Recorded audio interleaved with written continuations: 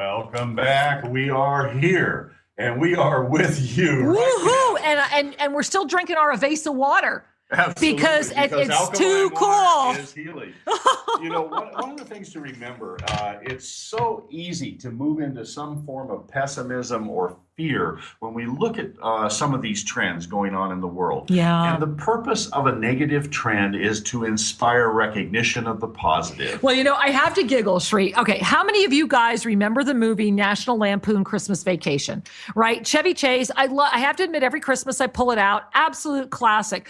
But remember, this was the guy that was getting the attention of the boss for creating the food shellac. Right? Yeah, he was the food additive are you the guy that developed the food shellac? And then you probably remember that scene where he's like, stand back, kids. This has never been tested on this sled before. And he sprays the food shellac. Now, this is supposed to be edible food shellac. I just love this scene. So he's spraying the food shellac on the sled. And of course, what happens is he gets on the sled and winds up. Here's the best part. He winds up in like a Walmart parking lot. And I mean, you guys, you got to watch this scene again, because this was supposed to be a food product, but he's showing how he could spray it on and use it as paint. Well, that's what happens when we decide to become a processed food junkie. Sri and I, we're kind of blessed that we live here in Guatemala, where literally we either grow 100% of our own organic food or we buy it at local farmer markets, and we're out of the big agri loop. I mean, we're blessed that way, and we're blessed because we know the opposite.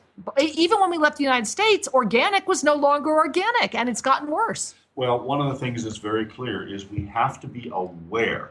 When you go into your supermarket or even your farmer's market, one of the things I was stunned by in recent years is how many vendors at a farmer's market have the big pharma, the big agri boxes. Yeah, they're just taking the same old distributed food and they're selling it on a tabletop. I mean, really, guys, pay attention when you go to the farmer's market. If the box is right there and the food is waxy or perfect color or there's no worms, it is not organic. It's the same stuff you're getting at Safeway or Albertsons or anywhere else.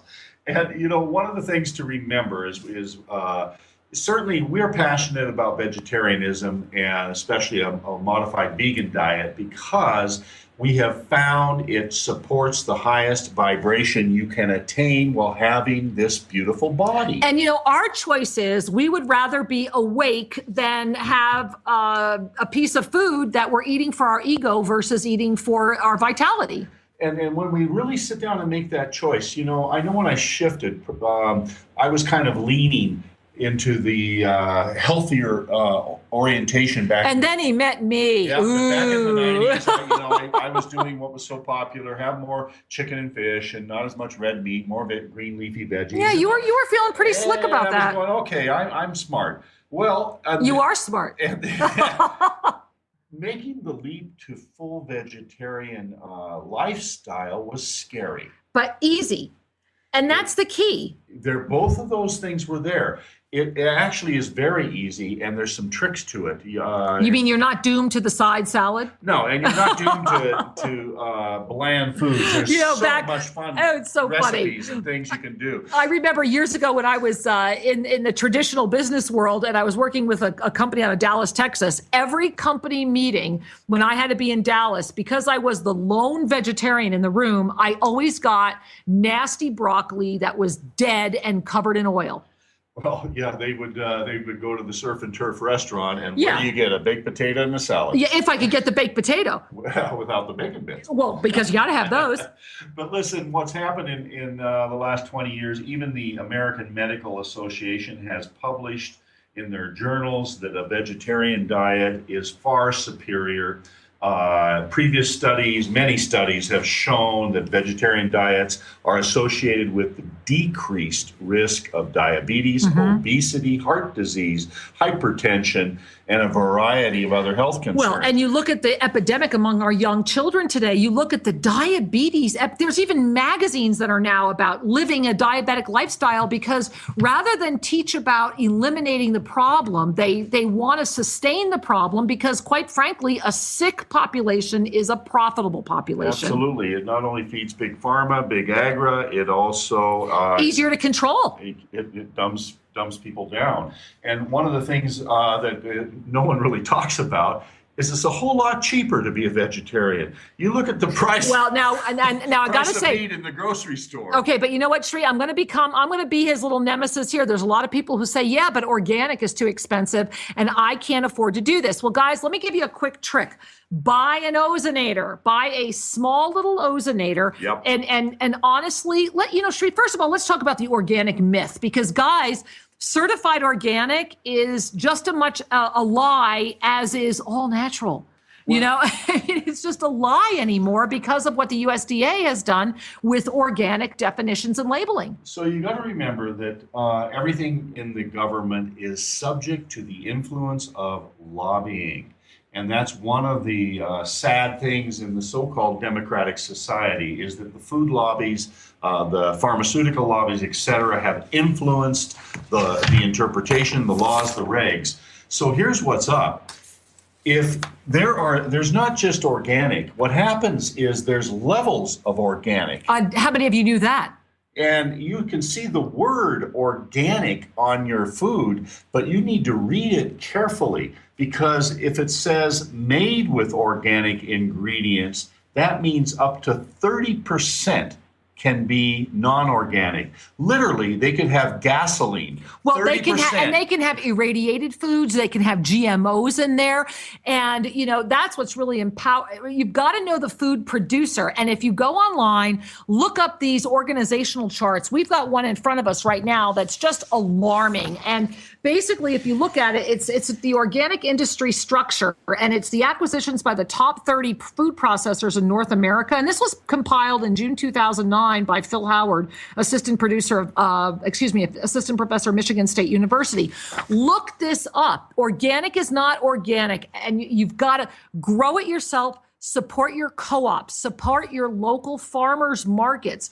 Take it into your own hands. You are not the victim. And if you have to buy from non-organic means, we buy a lovely, inexpensive ozonator and ozonate the food before you eat it. No, this is such an easy step. We even ozonate our organic food just because it's healthy and it lasts longer. It keeps your food fresher. For those of you that don't know, ozone is O3, meaning oxygen, an extra molecule of oxygen. And O2 is the air, O3 is ozone. And when you pour ozone over anything, that extra oxygen molecule will bond to the pesticides and break them down. It literally breaks down a large number of pesticides and chemical additives. It also kills the little bacteria and bugs. Now, I love that. Killing the little bacteria and bugs. Remember, beloved ones, somewhere along the line, the doctors have also now realized that some of that stuff is good for you.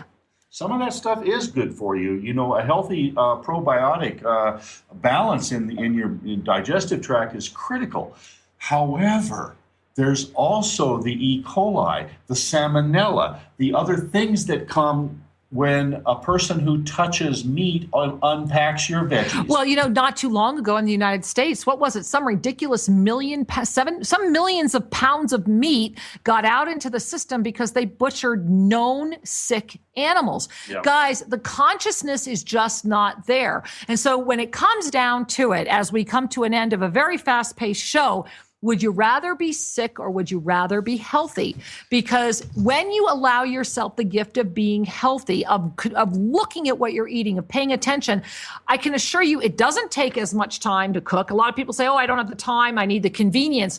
That's also a myth, Sri. Well, that's a form of denial. We need to take responsibility for ourselves. Read your labels, choose your friends wisely, choose what you watch on TV or movies. Don't fill yourself with horror and negative energies. And the reality, my angels, is this. You have the power to say yes or no to big pharma, big agra. And some of you might even be saying, well, you know what, Kira? Okay, Sri, this sounds great, but I'm doing all this and I'm still having issues. Well, I want to share one thing with you guys. So did I.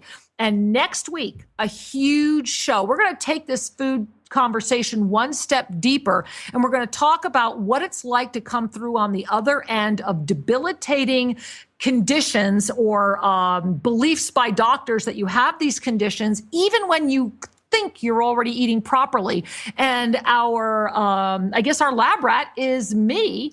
And we have an amazing panel of people joining us to help really bring this to light. It'll be a fun show because we're going to share with you our personal journeys with recovering from cancer, healing sleep apnea, lupus, fibromyalgia, and chronic fatigue. Malaise. Yeah, grand malaise. Now, speaking of malaise, I have two beautiful people that have been waiting for soul readings that wrote us at guest at Shri and Kara Radio. And the first one is Onkyo from Canada. And I won't read her whole email, but Onkyo says, I always join through the archives. I can't call you live, and I really want a soul reading. Onkyo, bring your hand to your heart, because here's what I want you to know, my love. They keep saying over and over again that the only soul reading that you need is to remember who you are and stop hiding.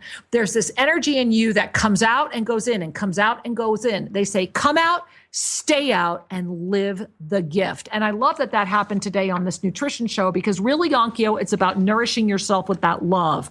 The second guest that I want to address today is Jess. And Jess just says, I would love to receive the gift of a mini soul reading. It's spoken to me for some time. I'm hearing it's time to receive this gift. Well, Jess, it is. And that's why I'm sharing it with you today. And the reason it's today is they're showing you jumping in the air, like those cute commercials where people are jumping up in the air. And they're saying, jump now. Take the leap and know. Don't stop. They're saying you've had a couple of experiences lately that have made you consider stopping. Don't stop. Keep going. And for you, the power of jumping. So I want you to just go jump and be.